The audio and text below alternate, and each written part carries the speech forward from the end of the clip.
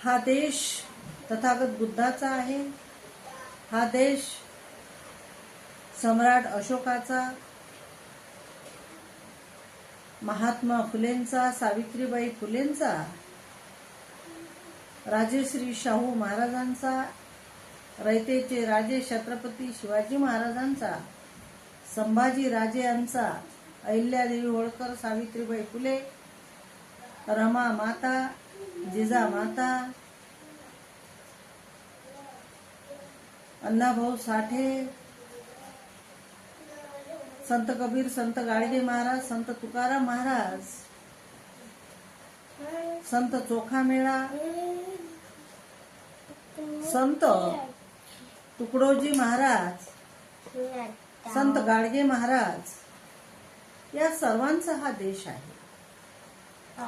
हा देश खरे तर परमपूजनीय बोधिसत्व डॉक्टर बाबासाहेब आंबेडकरांचा देश आहे. हा देश मूळ निवाशांचा देश आहे. या देशामध्ये सगळे बहुजन राहतात, कष्टकरी राहतात, कामकरी राहतात. हा देश भांडवलदारांचा नाही, हा देश मूळ निवाशांचा आहे. इथल्या शेतीमध्ये खांब गाळणाऱ्या शेतकऱ्यांचा देश आहे. हा देश क्रांतीवीरांचा देश आहे. आणि ज्या ज्या महापुरुषांनी, ज्या ज्या संतांनी या देशासाठी आपलं रक्त सांडलं, आपल्या प्राणांची आहुती दिली, बलिदान दिलं, त्या साऱ्यांचा हा देश आहे. या देशातल्या स्त्री पुरुषांचा हा देश आहे. आणि मग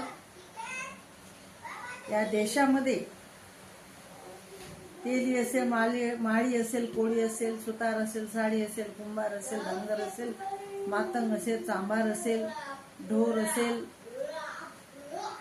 सर्व जाती धर्माचे लोक या देशातील संपत्तीचे अधिकारी आहेत. हा देश शेट्या भाट्यांचा नाही, हा देश भांडवलदारांचा नाही.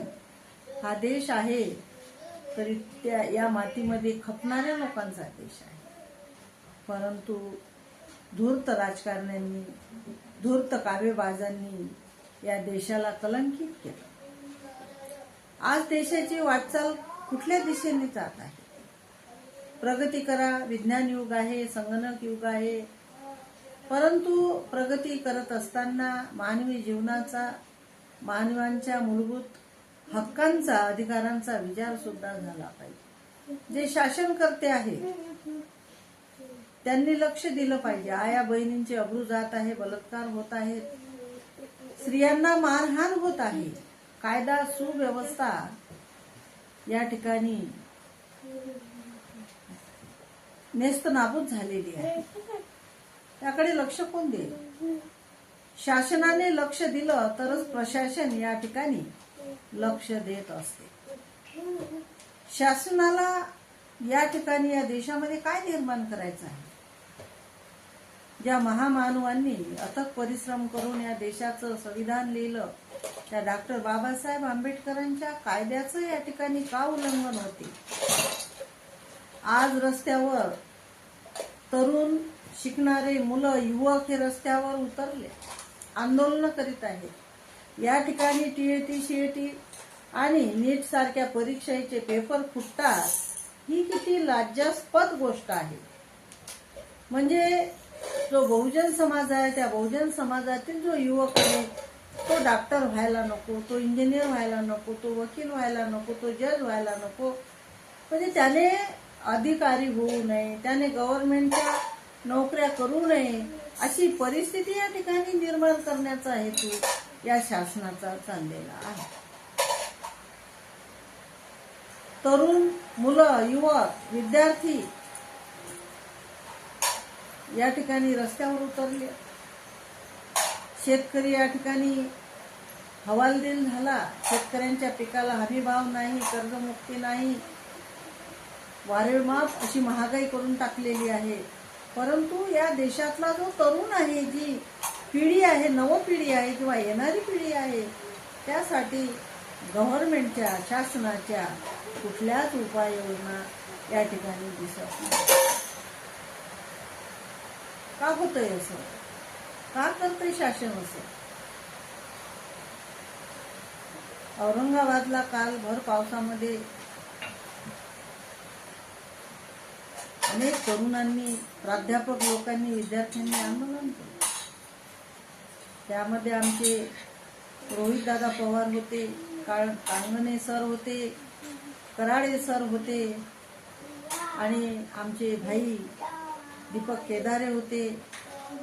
त्याचप्रमाणे अभिजित दिपके सुद्धा होता आणि असंख्य युवक तरुण रस्त्यावर उतरले. परंतु जे बहुजनांचे नेते स्वतःला नेते म्हणून घेतात, त्यांना या तरुणांची किती काळजी आहे? का कोणी नेता याविषयी बोलत नाही? का कोणी रस्त्यावर उतरत नाही? शिक्षणाच्या संदर्भामध्ये का मोर्चे काढले जात नाही? एक रोहितदादा पवार सोडले तर एकही नेता या तरुण विद्यार्थ्यांच्या, प्राध्यापक लोकांच्या, युवकांच्या जे शिकत आहेत त्यांच्या पाठीशी उभा राहिलेला नाही. फार मोठी आहे आणि हे देशासाठी घातक आहे. या अशा सगळ्या गोष्टीने युवक जर या देशातला रस्त्यावर उतरला आणि आंदोलनं झाली तर काय परिस्थिती निर्माण होईल? शासनाने याचा विचार केला पाहिजे. तरुण मुला मुलींना न्याय मिळाला पाहिजे. त्या तरुण सुशिक्षित शिक्षित मुला मुलींच्या भरोशावर देश आहे हे लक्षात घेऊन मुलांच्या ज्या समस्या आहेत किंवा मुलांचे जे प्रश्न आहेत शिक्षणाच्या संदर्भामध्ये, ते शासनाने त्याकडे दुर्लक्ष करून चालणार नाही असं मला वाटतं. जर आपण त्याकडे दुर्लक्ष केलं तर वेळ ही फार वाईट येणार आहे. याची शासनाने दखल घेतली पाहिजे.